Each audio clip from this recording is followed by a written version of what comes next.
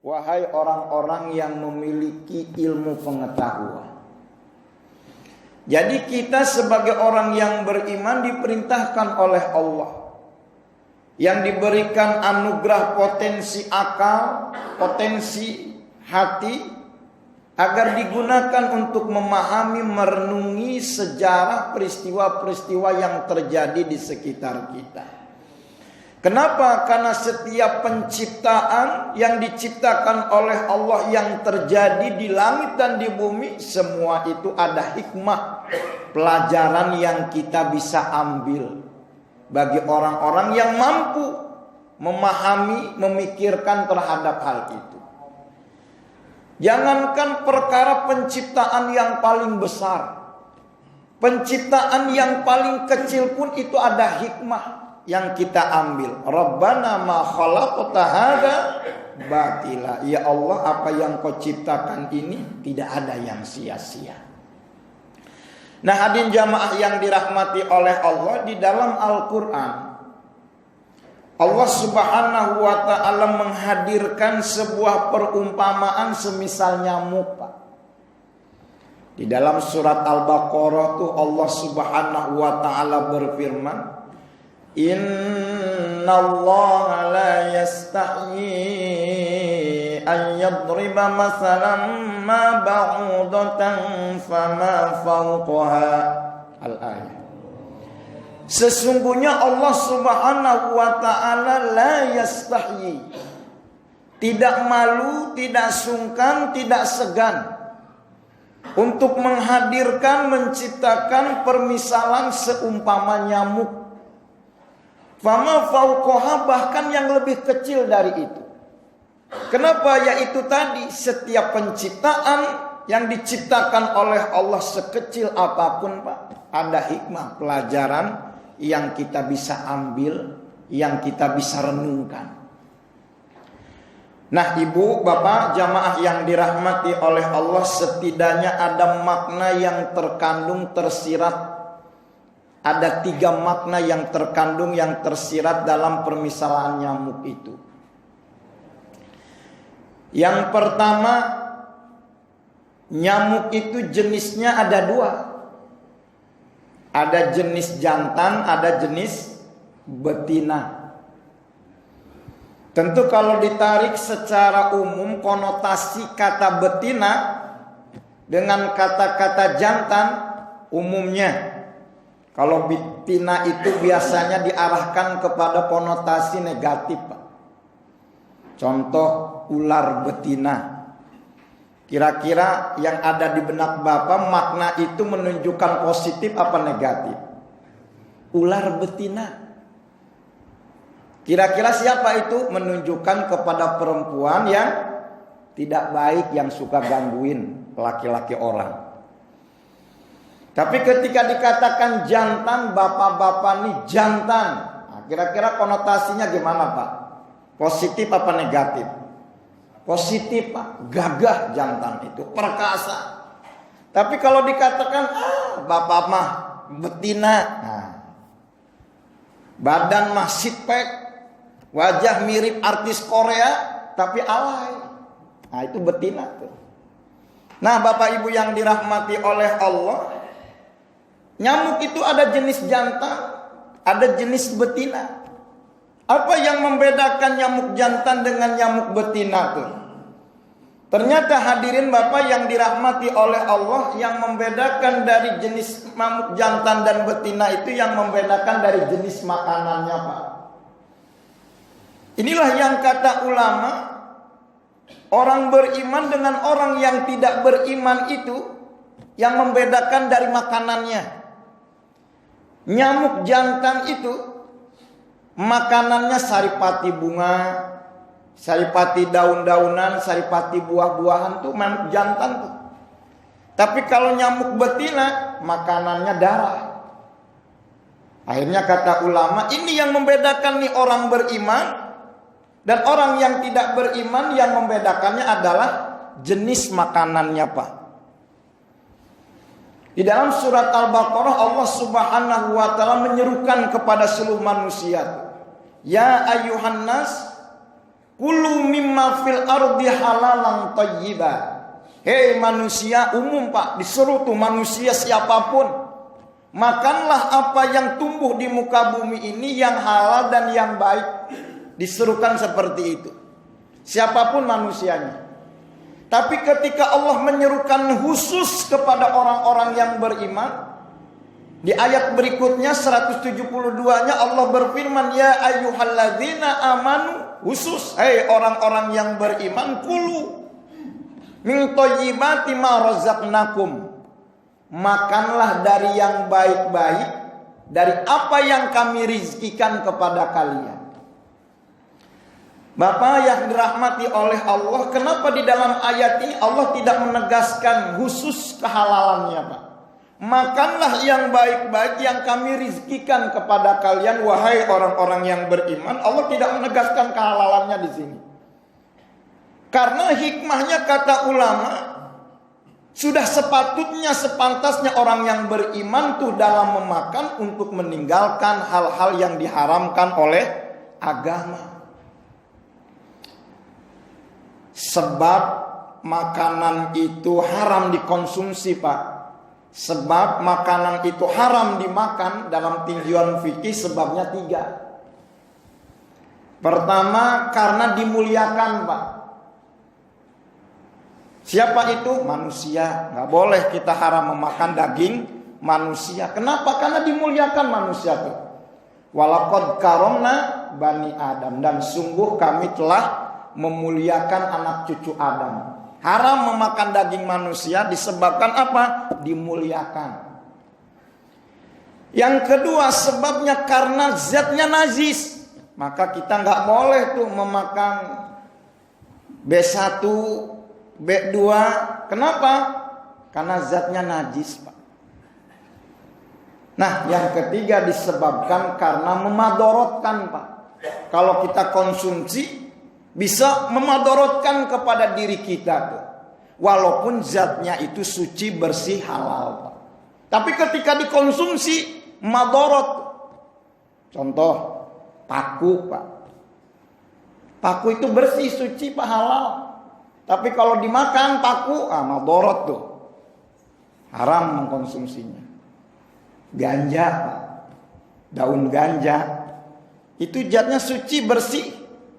Tapi kalau dikonsumsi, dihisap, teler kita tuh. Maka haram konsumsinya tuh. Jadi inilah orang-orang yang beriman tuh. Dengan orang yang tidak beriman, dari jenis makanannya. Diperhatikan orang yang beriman itu bukan hanya sekedar mempertimbangkan kehalalannya, tapi juga sudah masuk mempertimbangkan bagaimana apa yang ia makan itu caranya sudah sesuai belum dengan tuntunan Rasulullah Sallallahu Alaihi Wasallam.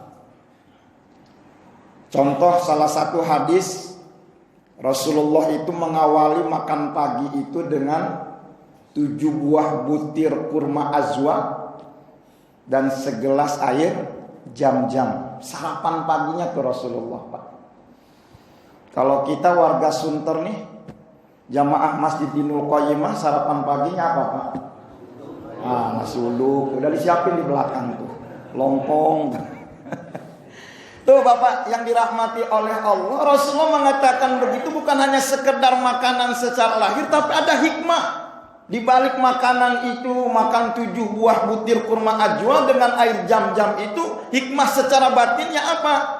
Secara batinnya kata Nabi, barang siapa yang mengawali sarapan paginya dengan 7 buah butir kurma ajwa dan 1 gelas air jam-jam, dia akan terhindar secara lahir dari racun dan secara batin akan terhindar dari sihir. Maka orang yang beriman itu sudah mempertimbangkan bukan hanya sekedar halalnya, tapi bagaimana cara yang ia makan itu sudah sesuai belum dengan cara Rasulullah Sallallahu Alaihi Wasallam. Satu lagi contoh menu favorit Rasulullah itu apa? Garam, Pak. Garam di zaman Rasulullah dengan garam di zaman kita sama, Pak. Sama-sama asin. Kenapa garam di zaman Rasulullah tidak menyebabkan darah tinggi, tapi garam di zaman kita kalau kita makan langsung darah tinggi? Ternyata caranya yang membedakan. Nah, inilah sebagai bentuk tafakur, perenungan buat kita bagi orang-orang yang beriman dengan orang-orang yang tidak beriman. Dari jenis makanannya, bagaimana orang beriman itu memperhatikan apa yang ia makan. Tapi kalau orang yang gak beriman, Pak, gak memikirkan mana yang halal, mana yang haram, yang penting perut gua kenyang, begitu. Sehingga apa? Kecoa dimakan, Pak. Ya kan, Pak ya? Anak tikus dimakan, apa anak tikus bahasanya, Pak? Yang merah-merah itu lagi hidup-hidup dimakan. Apa lupa saya itu anak tikus itu? Apa, Pak? Cindil. Itu anak tikus lagi dimakan hidup. Sop kampret dimakan. Sehingga muncul penyakit yang aneh-aneh itu, Pak.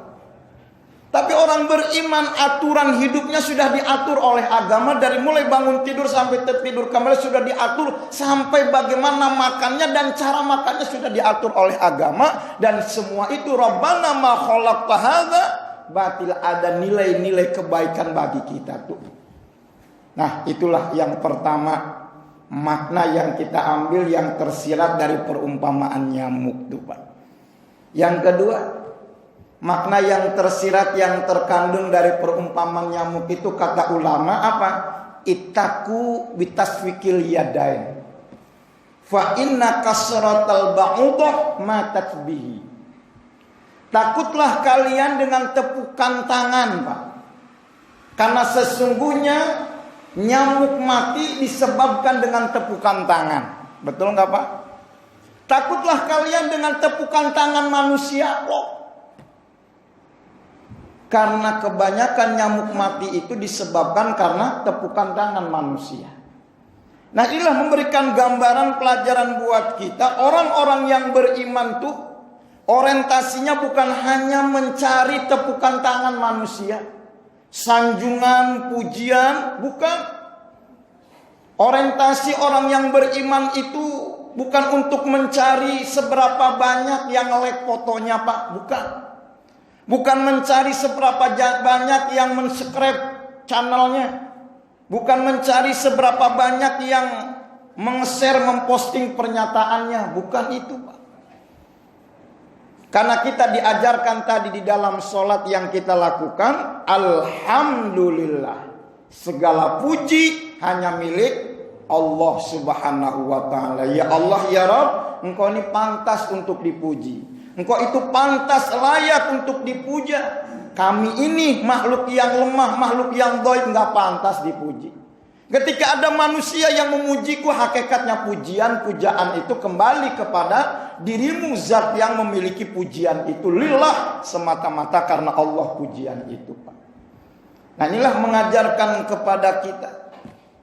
Jangan hati-hati orang-orang yang beriman itu dengan sanjungan, dengan pujian, dengan tepukan tangan manusia. Kenapa?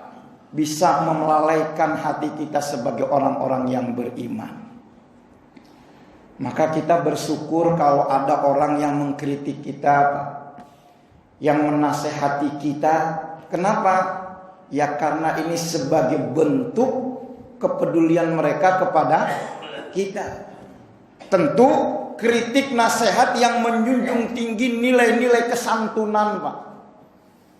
Bukan mengkritik, menasehati yang berdasarkan emosi.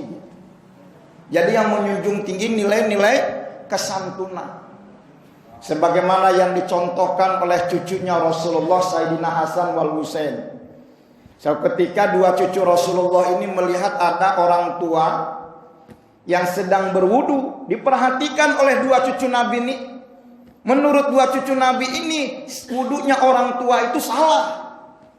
Nah, dua cucu Nabi ini, Sayyidina Hasan wal Husain ini pengen menegur, membenarkan cara berwudu dengan baik itu, sebagaimana contoh tuntunan dari kakeknya, yaitu Rasulullah Shallallahu Alaihi Wasallam. Akhirnya kata Sayyidina Husain ngomong kepada orang tua itu, wahai Pak, kami ini masih kecil, kami ini pengen belajar wudu. Coba Bapak nanti perhatikan, lihat kami berwudu. Kalau ada salah, tolong tegur saya nih, berdua nih. Yang mana dengan ngomong begitu, Pak, tujuannya memberikan pelajaran, mengasih contoh wudu yang benar kepada si orang tua itu. Sehingga cucunya Nabi Sayyidina Husain wal Hasan wal Husain itu berlomba-lomba mempraktekkan, mencontohkan wudu yang benar kepada orang tua tadi yang menurutnya wudunya salah. Nah, ini kan adab, Pak, dalam memberikan kritik, adab dalam memberikan nasihat, menjunjung tinggi nilai-nilai kesantunan, nilai-nilai akhlak. Nah, hal seperti inilah tuh zaman sekarang harus kita munculkan tuh, kritik-kritik, nasihat-nasihat yang menjunjung tinggi kesantunan tuh, Pak. Kita nggak boleh alergi dengan kritik, nggak boleh alergi dengan nasihat. Kenapa? Karena agama itu adalah kritik. Agama itu adalah nasihat, adinu nasihah. Agama itu adalah nasihat. Maka hadirin jamaah yang dirahmati oleh Allah, tuh pelajaran buat kita. Jangan terpedaya, tertipu dengan pujian tepukan manusia. Dan juga jangan alergi dengan kritik nasihat manusia. Tuh pelajaran dari permisalan seumpamanya nyamuk. Nah, yang terakhir, perumpamaan nyamuk itu kata ulama, innal bahudoh idza ja'at syariat wa idza sabiat matat. Kata ulama, sesungguhnya nyamuk itu mampu dia bertahan hidup, gesit dia terbang ke sana kemari, mampu dia terbang ke langit, lincah dia terbangnya, manakala perutnya kosong, Pak. Manakala perutnya lapar. Lincah dia nyamuk itu terbangnya ke sana kemari disebabkan kenapa? Karena perutnya perutnya kosong, perutnya lapar. Ketika nyamuk itu lewat di depan muka kita, Pak, kita tepuk nggak kena, lincah dia terbangnya. Ketika telinga itu lewat di sebelah telinga kita tuh, nyiung nyiung nyiung, kita tepuk nggak kena, Pak. Kenapa, Pak? Nyamuk terbangnya lincah. Disebabkan kenapa? Nyamuk sedang kosong perutnya. Nyamuk sedang lapar. Jadi kalau ada yang lincah sekarang, berarti dia sedang lapar. Butuh nasi bungkus begitu. Makanya alhamdulillah pengurus masjid itu tahu jam-jam segini mah waktunya makan, minum kopi. Kalau nggak disediakan begitu, takutnya jamaahnya pada lincah. Maka insya Allah nanti setelah kajian ini selesai tausiah, kita akan melakukan makan tadi supaya nggak pada lincah. Nah, hadirin jamaah yang dirahmati oleh Allah, tuh nyamuk, Pak. Kalau dia lapar, gesit dia, mampu dia terbang, karena kondisinya lapar, perutnya kosong. Tetapi wa idza sabiat matat, ketika perut nyamuk itu kenyang, Pak, gemuk dengan darah, maka kita akan mudah untuk membunuhnya, Pak. Jangankan dengan 10 jari, Pak. Dengan 1 jari kita mampu memites nyamuk. Pites itu bahasa apa tuh, Pak? Mampu kita tuh memites tuh, membunuh nyamuk tuh dengan 1 jari. Bahkan kata ulama, jangankan dengan 1 jari, dibiarkan nyamuk tuh, Pak, lambat laun mati. Matat, dia akan mati. Kenapa? Karena nyamuk itu gemuk, gak mampu terbang dia. Nah, itulah perumpamaan nyamuk. Makanan nyamuk diumpamakan oleh ulama dunia, Pak. Dan perutnya nyamuk diumpamakan oleh ulama itu adalah hatinya orang-orang yang beriman. Maka ketika hatinya orang yang beriman itu kosong, Pak, sepi dari keinginan dunia, maka hatinya orang yang beriman mampu dia terbang ke langit, Pak, lincah menggapai nilai-nilai langit. Walaupun secara sunatullah kakinya menginjakan di dunia. Artinya apa? Dunia dia punya, Pak. Gak bisa kita hidup di dunia meninggalkan dunia, gak bisa. Dia punya dunia, Pak. Tapi dunia yang ia punya, yang ia miliki, walaupun dia memiliki segala-galanya dunia itu, tapi dunia itu gak masuk ke dalam hatinya, Pak. Dijadikan dunia itu sebagai sarana, wasilah untuk dia terbang ke langit, menggapai nilai-nilai langit, menggapai ridho Allah Subhanahu wa ta'ala. Itu orang yang beriman, orientasi hidupnya seperti itu. Hidup di dunia kita nggak bisa lepas dari dunia. Kita hadir sekarang Pak, nggak lepas dari dunia Pak. Ini mikrofon dunia, ini HP, air minum dunia. Pakaian yang Bapak pakai itu adalah dunia. Tapi dunia yang kita miliki, yang kita punya ini nggak masuk ke dalam hati, dijadikan sarana, wasilah untuk terbang ke langit, menggapai nilai-nilai langit. Tapi Bapak yang dirahmati oleh Allah, kalau hatinya orang yang beriman itu gemuk dengan keinginan dunia, orientasi hidupnya hanya dunia, dunia dan dunia, digemuk dengan dunia itu hatinya, maka kata ulama, hatinya orang yang beriman itu akan menjadi terkunci mati. Karena orientasi hidupnya dunia, hatinya dipenuhi dengan keinginan dunia. Gak mampu dia terbang sehingga hatinya menjadi terkunci mati. Kalau hatinya terkunci mati, para hadirin, apa kata Allah? Khatamallahu ala qulubihim wa ala sam'ihim wa ala absarihim ghishawah. Hati mereka tuh terkunci mati, Pak. Kalau hatinya sudah terkunci mati, wa ala sam'ihim, maka pendengarannya akan terkunci. Pendengarannya akan ikut terkunci mati, Pak. Allah tidak katakan telinga, karena telinga bahasa Arabnya udhunun. Walaupun telinganya normal, dia mampu mendengar. Ketika ada yang memanggil namanya, dia mampu melihat. Ketika ada yang mendengar geringan HP, dia mampu mendengar. Tapi ketika suara azan dikumandangkan, gak mampu dia mendengar, Pak. Ketika di Masjidil Qayyimah dikumandangkan azan, as-salatu khairum minan naum, gak mampu tuh mendengar panggilan azan tuh, Pak. Walaupun mohon maaf, rumahnya dekat dengan masjid, gak mampu dia tuh untuk mendatangi sumber suara itu. Walaupun dia dengar, hanya lewat doang. Dengar, lihat jam, matikan lagi alarmnya, tidur lagi. Apalagi sekarang cuacanya dingin. Aduh, tarik selimut, lanjut. Tidur lagi, anget, Pak. Maka hadirin jamaah yang dirahmati oleh Allah, pendengarannya terkunci mati. Mendengar yang baik-baik itu terkunci dia.